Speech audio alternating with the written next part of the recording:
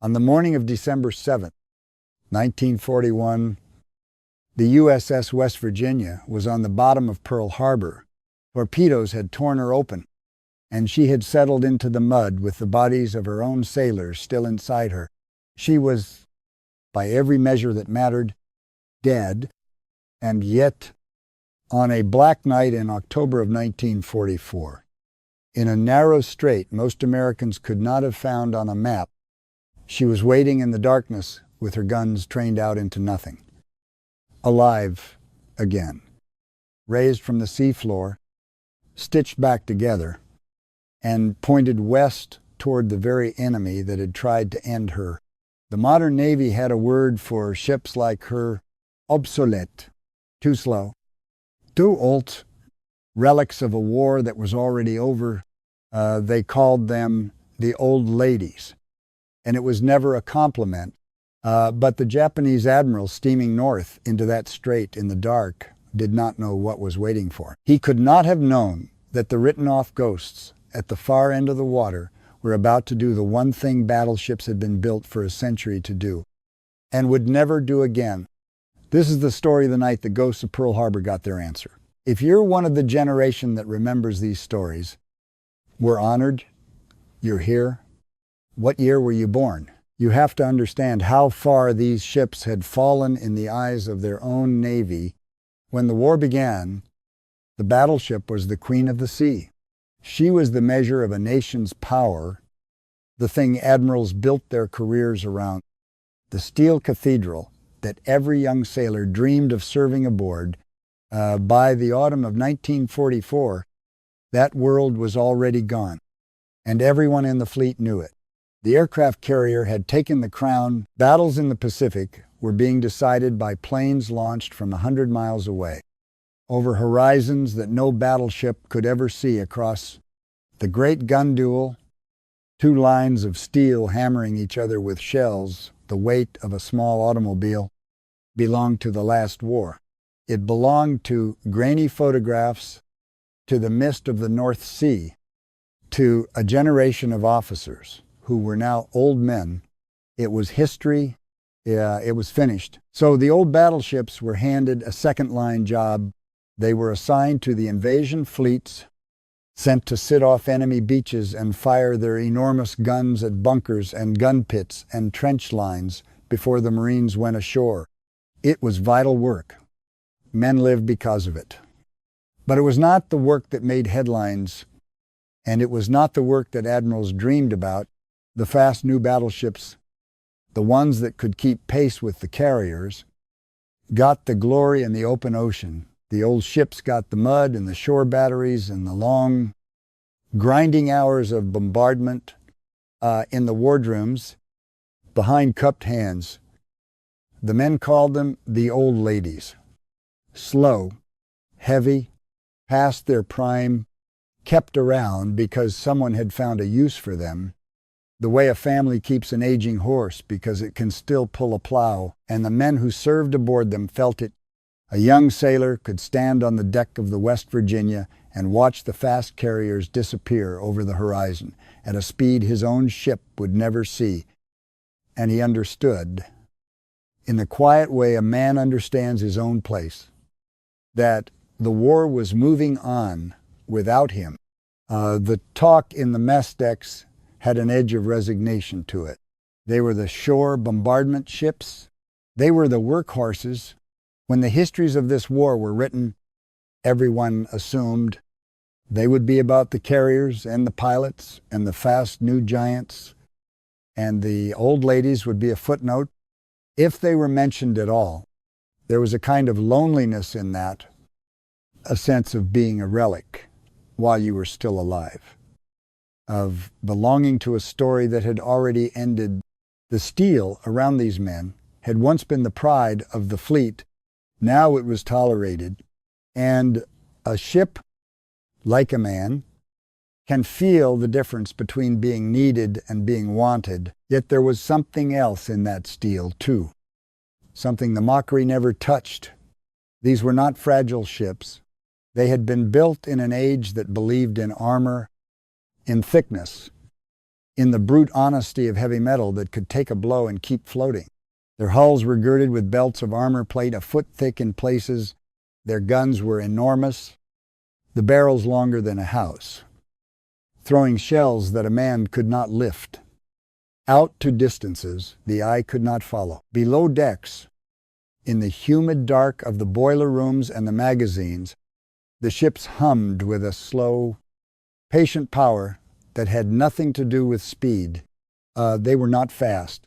They had never been fast, but they were strong in a way the modern Navy had half forgotten to value. And strength, on the right night, is its own kind of argument. And that second-line job shaped a decision that would matter on one particular night more than anyone aboard those ships could have guessed. Because their assignment was to shell the shore, their magazines were packed for shore work. They carried mostly high explosive bombardment shells, the kind you fire at a beach to break concrete, and men and only a limited number of the armor-piercing rounds. The heavy steel fists you would need to punch through the hull of an enemy battleship. Nobody expected these ships to fight another battleship. That kind of fight was supposed to be extinct, so nobody had thought to fill their magazines for it. That single fact, the shape of what was stored deep in their hulls, would hang over everything that happened later. 6 of them gathered in the darkness of Strait that night, under the command of Rear Admiral Jesse Oldendorf.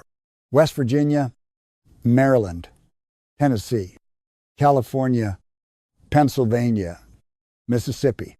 Say the names slowly because they matter. These were not random ships pulled off a list, and here is the detail that turns a naval engagement into something closer to a reckoning. Something that reaches back across nearly 3 years of war and closes a circle. Almost no one saw closing. 5 of those 6 ships had been at Pearl Harbor on the morning of the attack. Let that settle for a moment.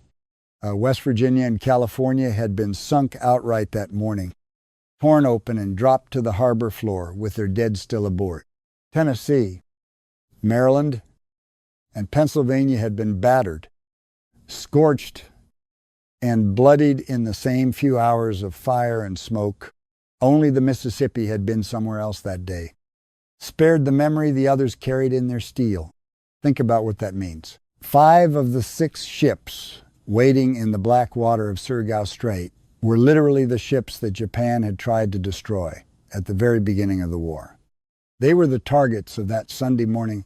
They were the smoke in the newsreels, the capsized hulls, the images that had made a whole country clench its fists. And they had not stayed on the bottom. Divers had gone down into the oil and the dark and the drowned compartments, into water thick with fuel and grief, feeling their way through passages where their own shipmates had died. It was slow, terrible work. They sealed the torn plating hole by hole. They pumped the harbor out of the ships, a compartment at a time, and as the water fell, it gave back what it had taken. The flooded spaces, the ruined machinery, and the men who had not gotten out. Salvage crews patched the wounds and refloated the hulls that could be saved. The West Virginia, resting in the mud, was sealed and lifted and towed into dry dock, then cut apart and rebuilt almost from the keel up, new steel married to old, until she was in some ways a newer ship than she had ever been. The California, the same.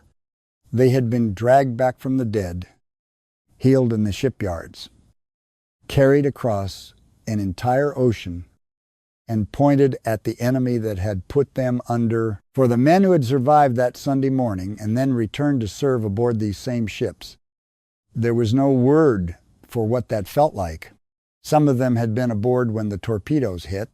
They had felt the deck lurch and heard the alarms and watched the harbor turn to fire, and they had lived when others did not. Now they stood again on the very steel that had gone under with their friends. They knew, in a way, no admiral's report could capture exactly where the ship had been and exactly what it had cost to bring her back. The Navy that Chester Nimitz commanded across the whole Pacific had come very close to writing these ships off as too old, too slow, too much of another era to matter in a carrier war. They were about to matter more than any ship in the fleet. But Nimitz was an ocean of decisions away from this strait, a commander shaping the broad strategy of an entire theater, not a man standing on a bridge in the dark, choosing where each ship would sit. That choice, the close and specific work of turning 6 dismissed relics into a trap, belonged to Oldendorf. And Oldendorf understood something about these old ladies that the men who mocked them had forgotten. He knew what they still had. He knew that speed was not the only thing a warship could offer, and that on the right night, in the right water, the very slowness that made them useless in a carrier chase would not matter at all. He took his 6 old ships, the ghosts and the survivors, and he began to lay them across the top of the strait like a door being quietly closed. Aboard the ships that night, the waiting had a texture all its own. The men stood at their stations in the heavy dark, and there was almost nothing to see. The strait was a corridor of black water between black hills, no moon to speak of. The shoreline's only a deeper shade of the same darkness. In the turrets, the gun crews sat with their enormous shells and their bagged powder and their sweat, listening to the creak of the ship and the low murmur of orders through the voice tubes. On the bridge, officers watched their instruments and said little.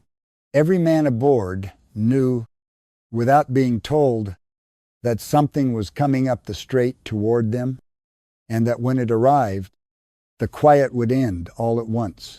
There is a particular kind of fear in waiting for a fight you cannot yet see, a fear that has time to work on a man, and these crews had hours of it. They filled the hours the way sailors always have, with small tasks and smaller jokes and long silences.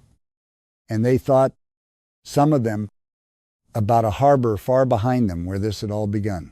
Out beyond them, somewhere in the southern dark, an enemy was already coming. A column of Japanese warships was steaming north through the night, pushing toward the American landings, certain of its purpose and blind to what waited at the end of the water. The old ladies could not see him yet either, not with their eyes, but they had something better than eyes, and they were ready. The ships nobody wanted, the relics, the salvage dead of Pearl Harbor, sat in the darkness of Surigao Strait with their guns trained out into the nothing, waiting for the enemy to sail into range. They had waited almost 3 years for this. They could wait a little longer, now turn the whole picture around and stand on the other bridge in the other darkness aboard the ships coming north. Vice Admiral Shoji Nishimura commanded the Japanese Southern Force, and he was driving his ship straight up Surigao Strait as one jaw of an enormous trap. To understand him, you have to understand the plan he was part of, because it was one of the most desperate and intricate gambles in the history of naval war. The Americans had come to the Philippines. They had landed at Leyte, and for Japan, the loss of the Philippines meant the loss of the oil and the sea lanes that kept the empire alive. So the Imperial Navy staked almost everything it had left on a single, sprawling operation, a plan to converge on the American landings from 3 directions at once and destroy the vulnerable transports and supply ships crowded in the Gulf. 3 forces, moving across hundreds of miles of ocean, timed to arrive together, gambling the last real strength of a once great navy on one throw of the dice. Nishimura's part was to force the southern door. He was to drive his ships up through Surigao Strait, burst out into Leyte Gulf, and fall upon the American ships there. He was one blade of a pincer, and somewhere to the north, a far larger Japanese force was meant to come through a different passage at the same hour, so that the Americans would be caught between 2 fires. That was the design. On paper, it had a certain brutal elegance. In the water, in the dark, it would come apart in ways no planner had drawn. You have to understand what kind of gamble this was for the men who sailed it. By this point in the war, the Imperial Navy was a shadow of the force that had swept across the Pacific in the first year. Its best carriers were gone, sunk in the great battles of the Middle War. Its finest pilots were dead, and the young men sent to replace them had a fraction of the training. Fuel was scarce. Ships that should have been at sea sat idle in home waters because there was nothing to power them.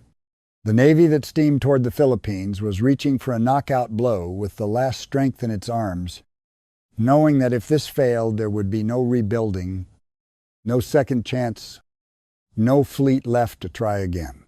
The men aboard Nishimura's ships knew this in the way that soldiers always know the true state of a war. Beneath the official confidence in their bones, they were not sailing toward an even fight. They were spending themselves, and most of them understood it. His force was strong on paper. 2 battleships, the Yamashiro and the Fuso, older ships themselves, veterans of an earlier age, but battleships still with heavy guns and thick hides, the heavy cruiser Mogami, 4 destroyers. It was not a large fleet, but it was a hard one, and battleships are not easily killed. Nishimura pushed north through the night with a grim, almost fatal steadiness that struck the men around him and puzzled the historians who studied him afterward. The Yamashiro and the Fuso were strange, towering ships, built in an age of naval fashion that had long since passed, their bridges rising in tall, complex pagoda shapes that made them unmistakable in silhouette. They had spent much of the war in home waters, held back, never quite finding the decisive battle they had been built for. Their crews had trained and waited and watched younger, faster ships take the glory and the losses, and now, at last, these old giants were being sent forward into the kind of fight they had been designed for 2 decades before. There is a bitter symmetry in that, and it runs through both sides of this story. On one side of the coming battle were old American battleships raised from the dead and dismissed as relics. On the other were old Japanese battleships held in reserve until the empire had nothing left to lose. 2 fleets of aging giants, built for a kind of war everyone believed was finished, converging in the dark for one last settling of accounts. There was a weight on this admiral that the maps and the order of battle could not show. Not long before, his own son, a young pilot, had been killed in the fighting for the Philippines.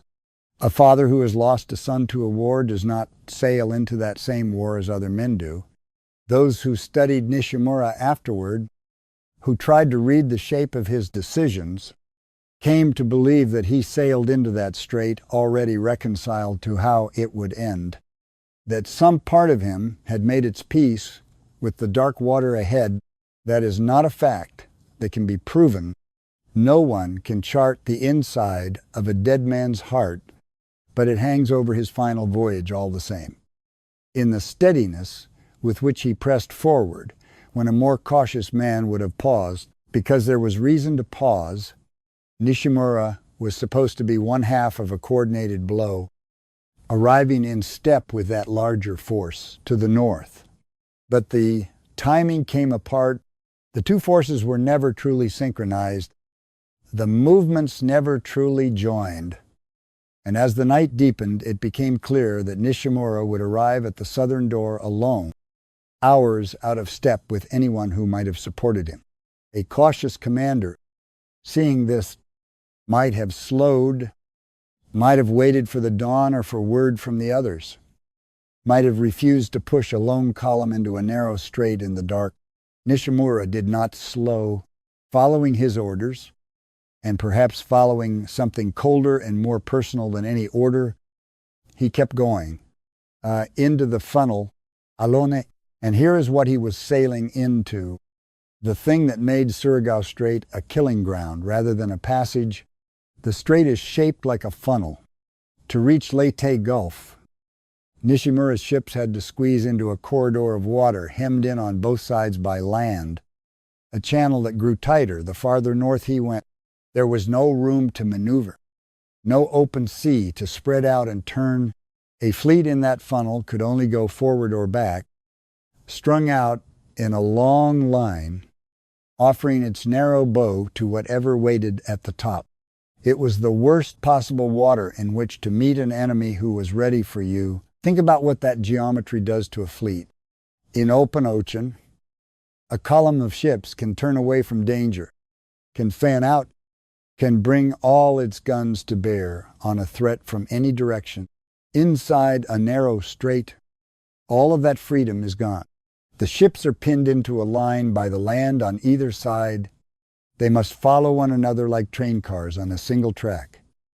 And the ship at the front takes everything first.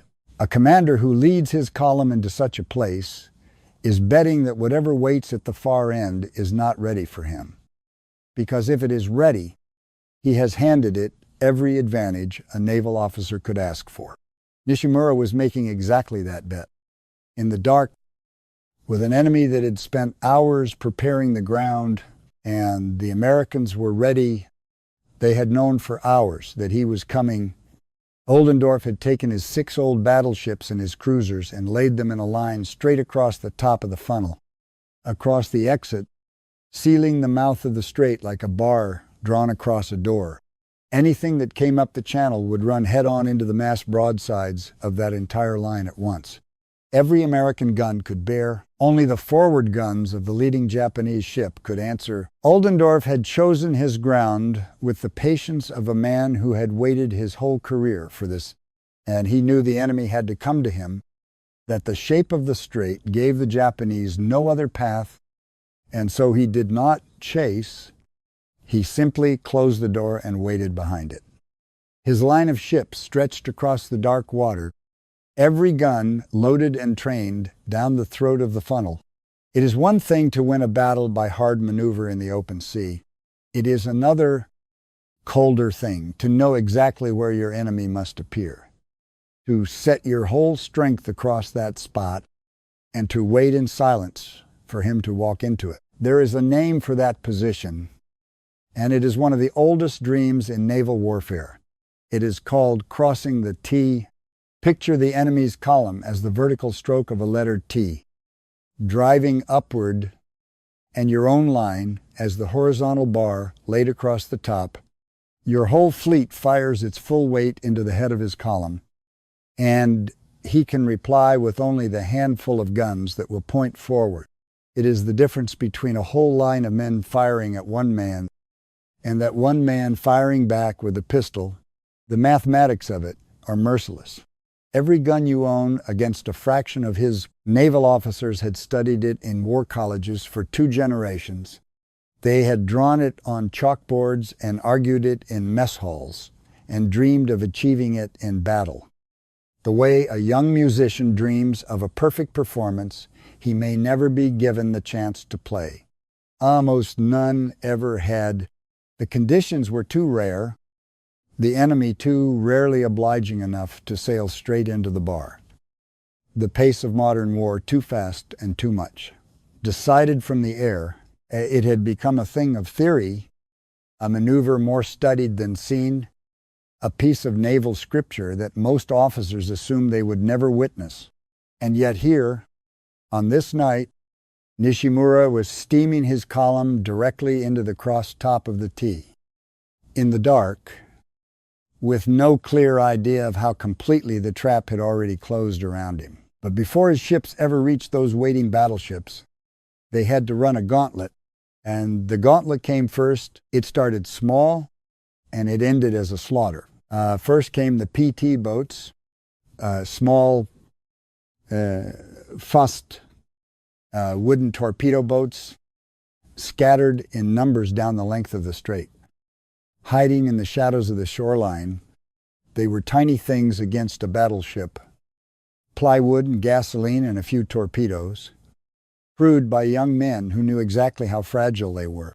Picture what it took to sit in one of those boats in the dark, engines idling low, watching for the towering shapes of enemy warships to come out of the night, knowing that a single shell, even a near miss, would tear your little craft to splinters.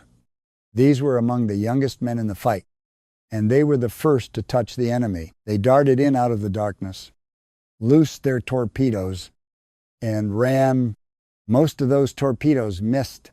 Against the odds and the dark and the speed, most of them found nothing but water. The Japanese ships swept the sea with searchlights and threw fire at the darting boats.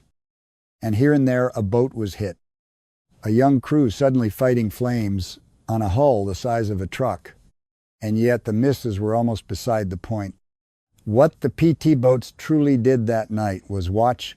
They tracked Nishimura's every move as he came up the strait. They radioed his position, his course, his speed, passing him hand to hand up the channel like watchmen calling the hour. So that long before his ships reached the top, the Americans knew precisely where he was and exactly how fast he was coming. The little boats were the eyes of the trap. They spent the first hours of the battle telling the guns where to look. And every report they sent up the strait was another turn of the key in a lock closing around the Japanese column. For Nishimura, the PT boats were a warning he could not have missed. Their attacks told him plainly that the enemy knew he was there, that the way ahead was watched and contested. That surprise, if he had ever hoped for it, was gone. A commander looking for a reason to turn back had it now. Written in tracer fire along both shores, Nishimura read the same warning and kept going. Whatever calculation was running behind his eyes, it did not include retreat. Then came the destroyers, and the destroyers were lethal. American destroyer squadrons swept down both flanks of the strait in the black, running fast and dark, closing the range on the Japanese column with a cold precision. These were not plywood boats. These were warships with racks of torpedoes, and their crews had trained for exactly this. They ran without lights. Guided by radar and by the reports, the PT boats had passed up the strait, feeling their way toward an enemy they could track on a glowing screen long before they could see him with their eyes. To attack a battleship with a destroyer is to trade size for boldness. You must run in close enough that the enemy's great guns cannot easily depress to reach you, close enough to feel small and exposed under the shadow of the thing you are trying to kill.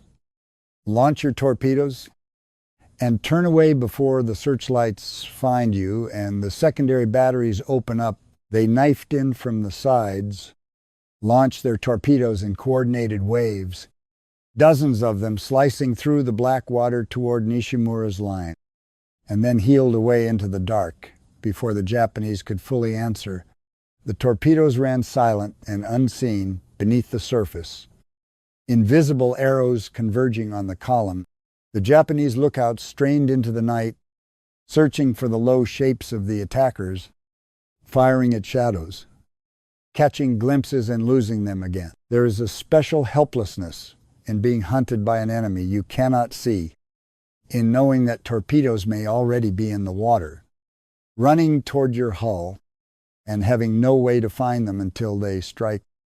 In that kind of fight, the side that sees first wins, and the Americans, with their radar and their planning and their patience, saw first and saw longest and never gave the advantage back. The torpedoes found the battleship Fuso. They tore into her hull out of the darkness, and the great ship staggered.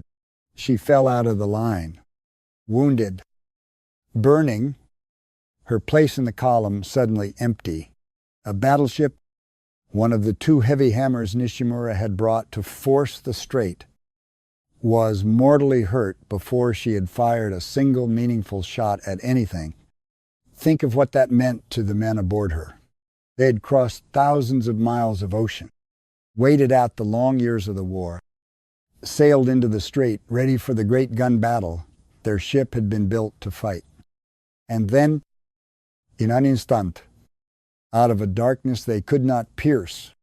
The sea itself seemed to explode against their hull. There was no enemy to shoot at, no line of ships to trade blows with, only the sudden catastrophic wound and the fire and the list of the deck beneath their feet. She would not reach the top of the funnel. She would not cross the American line. She would not fire the salvos she had carried her whole life to fire. She burned in the dark and broke and went down. And with her went a fifth of the force's fighting power and hundreds of men who never saw the enemy that killed them. One of the two great battleships of the Southern force was simply gone, subtracted from the battle before the battle had truly begun. For Nishimura, watching from the Yamashiro, the loss of the Fuso must have told him everything he needed to know about what lay ahead. His fleet was being taken apart in the dark by an enemy he could not reach. His most powerful consort was dying beside him, and the top of the strait, where the real danger waited, was still ahead of him, not behind. The same torpedo attacks ripped through Nishimura's destroyers. They came apart under the assault. One after another, some were hit and blown open, the flash of their end lighting the strait for a moment before the darkness rushed back in. Others were crippled and left to drift, dead in the water, their engines silent, their steering gone, their crews fighting fires and flooding in the dark with no way to keep up with the column. These were the ships meant to screen the battleships, to fend off exactly the kind of attack that was now destroying them. And they were being swept away like leaves in a current. In the space of minutes, before the true battle at the top of the strait had even begun, the Japanese column had lost a battleship and much of its escort. The force that had entered Surigao Strait was being erased piece by piece by an enemy it could barely see, an enemy that struck from the shadows and vanished before the guns could find it. A fleet is a living thing, its parts depending on one another. The small ships guarding the great ones and the great ones sheltering the small, and Nishimura's fleet was being pulled apart into separate dying pieces, each one alone now in the dark. And still Nishimura pressed on. This is the part that is hard to look at and harder to look away from. His flagship, the Yamashiro, drove up the strait through the wreckage of his own force. She passed the burning remnants of ships that had sailed with her an hour before. She passed the place where the Fuso had died. Around her, the water was littered with the ruin of her own column. Patches of burning oil, men in the water, the shattered hulls of destroyers, and ahead of her was only more darkness, and whatever waited inside it, Nishimura did not turn. Whatever he knew, whatever he suspected about the line of guns waiting at the top of the funnel, he held his course and drove forward, one battleship and a handful of survivors climbing into the mouth of a trap that had already swallowed the rest of his fleet. It is impossible to sail past this moment without pausing on it. A commander is not required to spend his men and his ships on a course that has already failed. The pincer had come apart. The support from the north was not there. Half his force was already dead or dying in the water behind him. Every principle of war that speaks of preserving a force to fight another day argued for turning around, and yet Nishimura drove on into water he must have known was full of guns, with a single battleship and a bare handful of ships, toward an enemy whose strength he could only guess at. Some who studied him later saw in that choice a soldier's obedience, the iron habit of following orders to the letter. Some saw something heavier, the reconciliation of a father who had already given a son to this war and had little left. He was unwilling to give. No one can say for certain. What is certain is the course he steered and the fact that he never once turned it away from the guns. He was going to reach the top of that strait.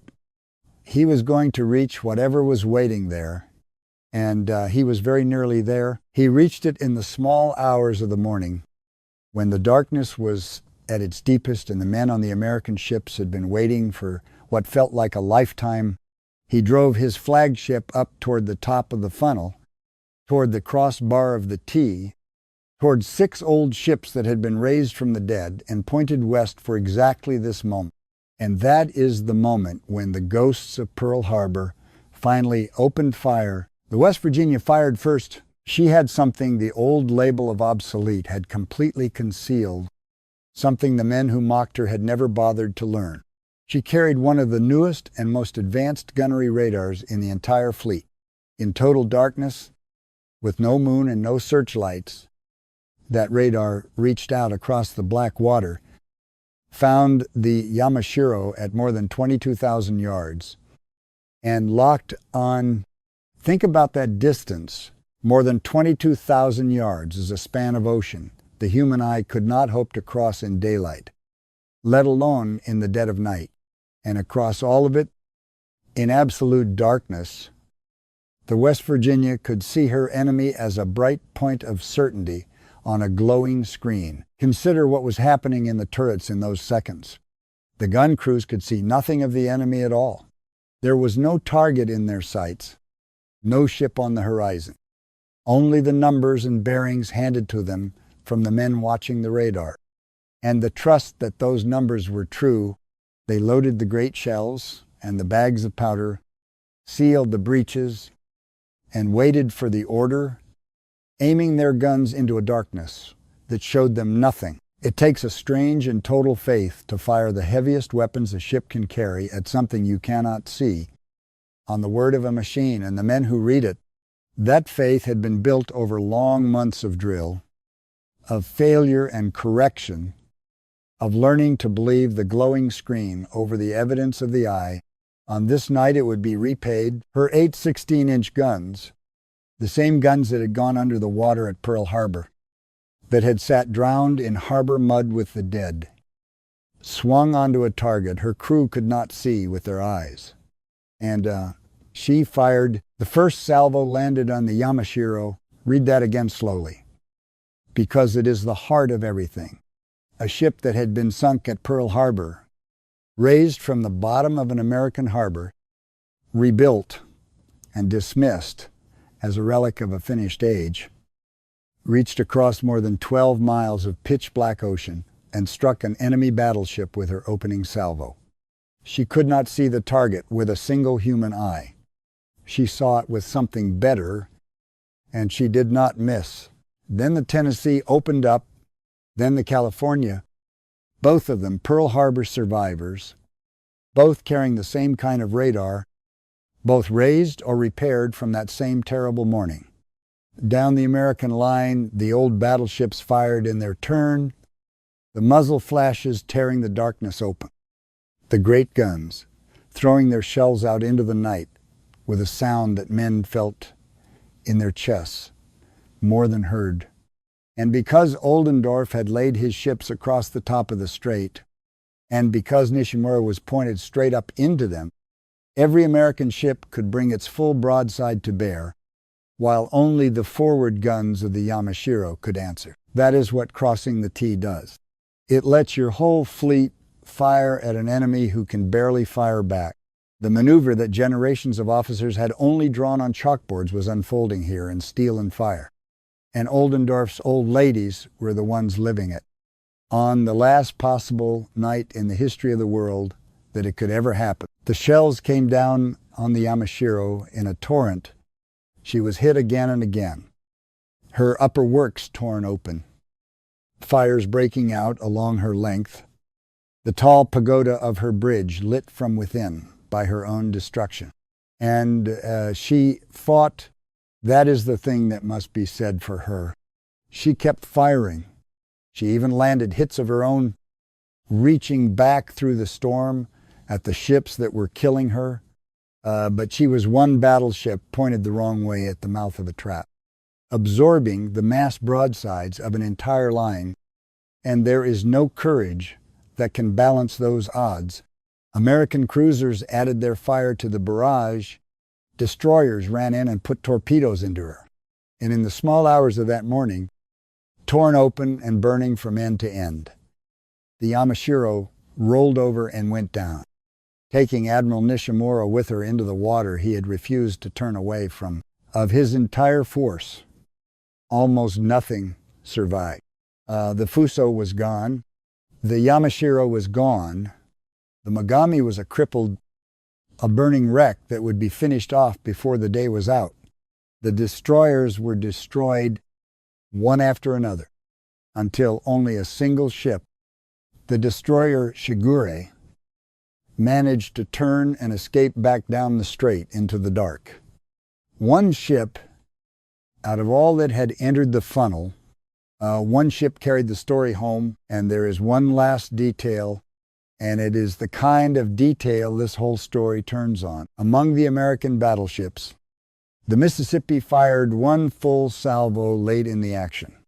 By itself, it decided nothing. The battle was already won. The enemy already broken. It mattered for another reason entirely. A reason no one on the deck of the Mississippi could have known as the guns recoiled and the shells screamed out into the night. When the Mississippi's guns fell silent, they became the last salvo ever fired by one battleship against another in the history of the world.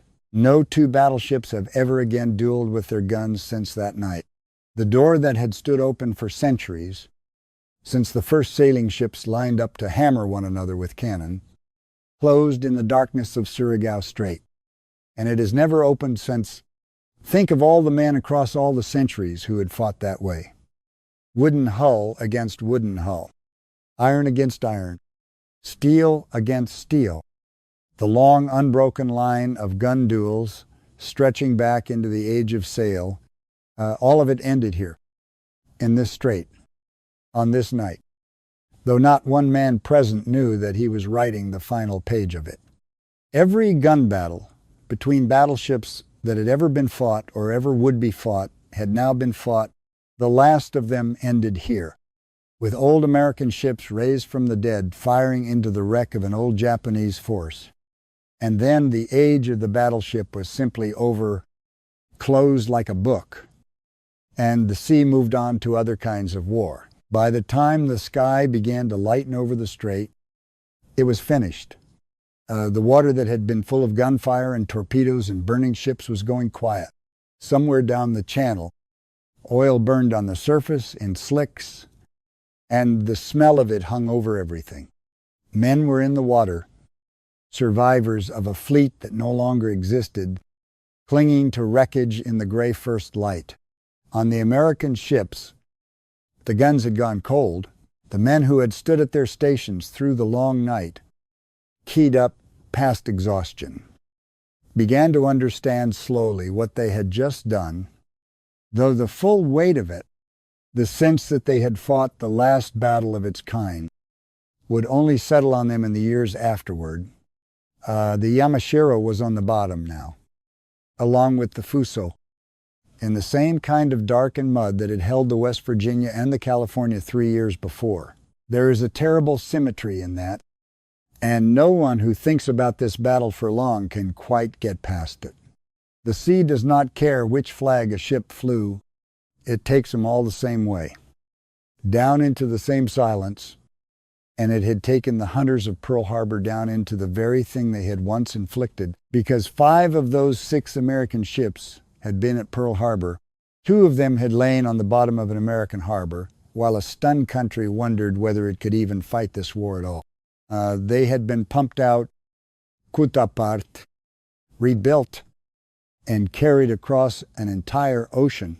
And on this night, in this strait, they had fired the opening and the closing shots of a battle that annihilated a Japanese battleship force. The ships that Japan had tried to kill at the very start of the war were the ships that closed the last battleship battle of it.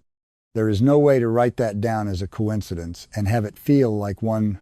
It reads like something older than tactics, something closer to a reckoning, a debt from a December morning, finally, fully paid on an October night. Nishimura went down with his flagship, sailing into a trap he may have already known was there, carrying whatever a father carries after he has lost a son to the same enemy.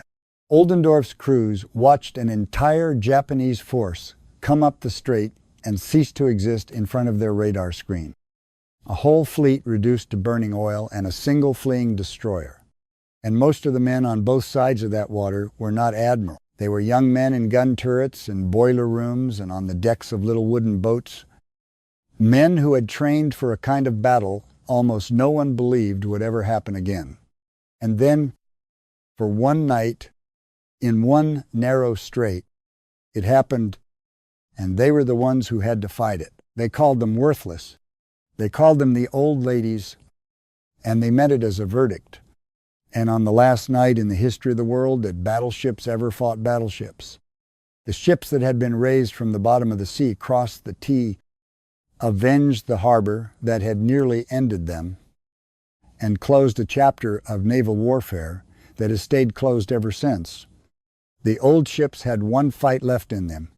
No one had believed it was still there. No one had thought to look for it in ships that had already died once and been dragged back from the mud.